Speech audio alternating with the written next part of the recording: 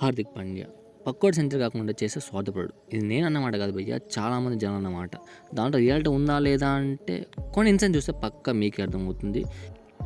ఇక నేను ఇప్పుడు నెగిటివ్ మాట్లాడగానే కింద కామెంట్స్ వస్తాయి భయ్య. వాళ్ళు చెప్పాలనుకుంటే ఏంటంటే కొన్ని చూసిన తర్వాత అంటే వీడియో మొత్తం చూసిన తర్వాత మీరు కామెంట్ చేస్తే బాగుంటుందని చెప్పి నేను అనుకుంటున్నాను. అంటే భయ్య ఒకవేళ మీకు నెగిటివ్ అనిపిస్తే దాని తర్వాత మీకు కింద కామెంట్ చేయండి, అప్పుడు నేను ఒప్పుకుంటాను నేను చేసిన తప్పు అని చెప్పేసి. But always whatever Hardik is a allrounder. అటు బౌలింగ్లోను బ్యాటింగ్లోను రెండు సమర్థవంతంగా చేయగల ఆల్రౌండ్ క్రికెటర్. దీంట్లో ఎలాంటి ప్రాబ్లం లేదు భయ్య. జట్టు ఆవదలో ఉన్నప్పుడు తను చేయాల్సిన పని 100% చేస్తాడు. అలా చాలా మ్యాచ్ గెలిపిన సందర్భాలు చాలా ఉన్నాయి. కానీ ఫ్యాన్స్ మాత్రం హార్దిక్ అంటే కోపం ఎక్కువ ఉంది. బికాజ్ ఆఫ్ దట్ ప్రతి మ్యాచ్లో పక్కన ఉన్న ప్లేయర్స్ 50-100 దగ్గరలో ఉన్నప్పుడు వాళ్ళ సెంచరీ కాకుండా ఆపుతాడు చెప్పేసి ఒక టాక్ గట్టిగా ఉంది.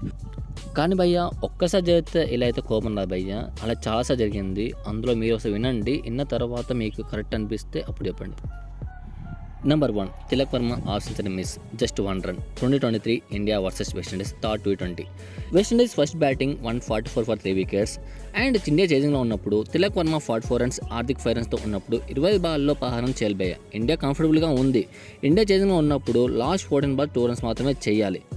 అప్పటికి తిలక్ వర్మ 40 రన్స్ తోటి నాట్అవుట్గా ఉన్నప్పుడు సింగిల్ తీసి ఇచ్చినా కూడా తను ఈజీ 1 రన్ తోటి హాఫ్ సెంచరీ చేసేవాడు. కానీ తెలిసిందిగా మనవాడు ఆ టైంలో స్ట్రైక్ ఇవ్వకుండా 6 కొట్టాడు, మ్యాచ్ కంప్లీట్ చేశాడు. అప్పుడు అందరూ హార్దిక్ చూసే పిచ్చ కోపం వచ్చింది. బికాజ్ ఆఫ్ దట్ ఎందుకంటే ఆ ఒక్క రన్ కొట్టుంటే హాఫ్ సెంచరీ అనేది నిలిచిపోయేది. దీనివల్ల పెద్ద కొంపలే మునిపోతా అంటే అది కూడా ఏం లేదు కదా. నాకు అదే అనిపించింది భయ్య, ఇది కరెక్ట్గా అనిపించింది నాకైతే. Number 2, KL Rahul century miss, world cup 2023 5th match India versus Australia. Australia first ban చేసి 199 రన్ చేసి ఆల్అౌట్ అయింది. చేజింగ్లో ఇండియా ఫస్ట్ 3 వికెట్ 2 రన్స్కే కోల్పోయింది. ఆ తర్వాత వచ్చాడు కేఎల్ అన్న, ఇండియా స్కోర్ని ముందు తీసుకెళ్తున్నాడు. ఆ తర్వాత విరాట్ కోహ్లీ వచ్చేసి 8 రన్ చేసి అవుట్ అయ్యాడు. 115 బాల్స్ 9 రన్స్ తోటి కంఫర్ట్గా ఉన్నాడు. అప్పుడు వచ్చాడు పాండ్యా కాక. నిజం చెప్పాలంటే భయ్య గెలవడానికి 9 ఓవర్స్ ఉన్నా కూడా 6-4 కొట్టి మ్యాచ్ ఫినిష్ చేశాడు భయ్య. ఆ టైంలో రాహుల్ అక్కడే కూర్చుండిపోయాడు భయ్య. జస్ట్ 3 రన్ చేసి ఉంటే సెంచరీ అయ్యి ఉండేది. బాగా చేసింది భయ్య, చాలా బాగా చేసింది. ఎవరికైనా ఉంటుంది భయ్య, ఇలాంటి సిచ్యువేషన్లో సెంచరీ చేస్తే ఆ మ్యాచ్ ఎప్పటికీ మంచి అనుభూతిగా గుర్తుండిపోతుంది. లోపల బాధ ఉన్నా కూడా గెలిచిన ఆనందం అయితే ఉంది భయ్య.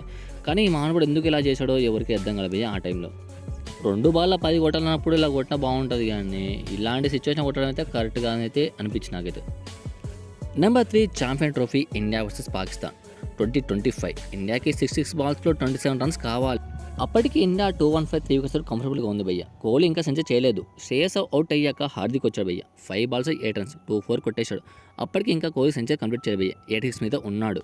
అప్పుడు అంబరెడ్డి కూడా ఒక మాట చెప్పాడు భయ్య, పాండ్యా వస్తే మాత్రం సెంచరీ కాదు అని చెప్పేసి, రాక్పూరమే బెటర్ అని చెప్పేసి అనుకున్నాడు. కానీ 8 రన్స్ తర్వాత పాండ్యా అవుట్ అయ్యాడు. కానీ అక్షయ్ బెటర్ ఆ తప్పు చేయలే భయ్య. కోహ్లీ సెంచరీ కంప్లీట్ చేయడానికి తనకే స్ట్రైక్ అయితే ఇచ్చాడు భయ్య. పాండ్యా అవుట్ కాకుంటే ఖచ్చితంగా సెంచరీ అయితే చేసేవాడు కాదు భయ్య, ఇది మాది guarantee. Number 4, Gill century versus Bangladesh ICC champion trophy. Actually ఈ మ్యాచ్లో పాండ్యా సెంచరీ అయితే ఆపలేదు భయ్య. కానీ పాండ్యా ఉంటే గిల్ సెంచరీ చేసేవాడు కాదని చెప్పేసి జనాల యొక్క అభిప్రాయం. కేఎల్ రాహుల్ తన హాఫ్ సెంచరీ చేయకుండా గిల్కి బ్యాటింగ్ ఇచ్చాడు భయ్య. తన సెంచరీ పూజ చేసేట్టు సపోర్ట్ అయితే ఇచ్చాడు. ఇలా ఉండాలని చెప్పేసి ఫ్యాన్స్ అయితే అలా క్రియేట్ చేశారు భయ్య.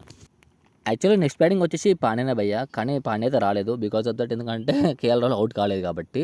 ఒకవేళ అవుట్ అయ్యి ఉంటే మాత్రం మ్యాచ్ వేరేలా ఉండని చెప్పేసి జనాల యొక్క అభిప్రాయం భయ్య. కానీ ఏది ఏమన్నప్పుడు భయ్య ఆ మ్యాచ్ మనం గెలిచాము. అంటే ఇలాంటి ఇన్సిడెంట్ వల్లనే నెగిటివ్ అయితే చాలా వరకు జరిగింది భయ్య హార్దిక్ పాండ్యాకి. వాటెవర్ ఏదైనా సరే కానీ హార్దిక్ అయితే ఒక ఇండియాకి అయితే ఒక మంచి వెన్నెముక లాంటి వాడు అని చెప్పేసి నేను అనుకుంటున్నాను భయ్య. ఎందుకంటే చాలా మ్యాచెస్ గెలిపించాడు. T20 వరల్డ్ కప్ ఎగ్జాంపుల్ భయ్య 2024. ఎన్ని సందర్భాల్లో కూడా భయ్య ఆ మ్యాచ్నే మనం గెలిచాము. కానీ గెలిచే మ్యాచ్ కంటే పాండ్యాని కోపడిన మ్యాచ్లే ఎక్కువ ఉండిపోయినామంట. ఇప్పుడు మీరు అంటారు భయ్య మ్యాచ్ విన్నడం ముఖ్యమా, సెంచరీ ముఖ్యమా, హాఫ్ సెంచరీ ముఖ్యమా అని చెప్పేసి. నేను ఒక్కడు భయ్య, ఇండియా గెలవాలి ఎప్పుడైనా సరే. అది ఎప్పుడు క్రూషియల్ టైంలో హిట్టింగ్ ఆడితే బాగుంటుంది భయ్య. మీన్స్ 10 బాల్లో 30 రన్ చేసి ఉన్న టైంలో ఓకే, కానీ మరి 5 వికెట్ పెట్టుకొని 60 బాల్లో 20 రన్స్ కొట్టాలన్న టైంలో, ఇలా ఆపోజిట్ ప్లేయర్ని 5 రన్ చేసే సెంచరీ అవుతున్న టైం అనుకున్న టైంలో ఇక నువ్వు వచ్చి 4-6 కొట్టి మ్యాచ్ గెలిపిస్తే అతనికి బాధ ఉంటుందా లేదు భయ్య, నువ్వే చెప్పండి. కష్టాలు ఉన్నప్పుడు ఇలా ఆడితే గ్రేట్ అంటారు భయ్య. పక్క వాళ్ళ మైండ్స్లో ఆపేసి ఇలా ఆడితే మాత్రం సెల్ఫిష్ ఫుల్ అయితే అంటారు భయ్య, ఇది మాత్రం గ్యారంటీ. కానీ భయ్య ఏది ఏమైనప్పటికీ హార్దిక్ పాండ్యా మాత్రం చాలా మ్యాచ్ అయితే గెలిపించాడు భయ్య ఒంటి చేతోటి. ఒక ఎగ్జాంపుల్ మాత్రం ఇండియా వర్సెస్ పాకిస్తాన్ మ్యాచ్.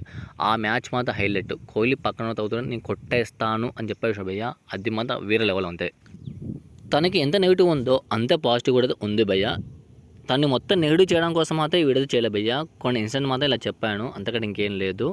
మీరు ఇక్కడ దాకా వీడియో చూసారంటే మీకు వీడియో నచ్చింది అనుకుంటున్నాను. వీడియోతో కొంచెం లైక్ ఇవ్వండి and please subscribe our channel. Thanks for watching. జై హింద్.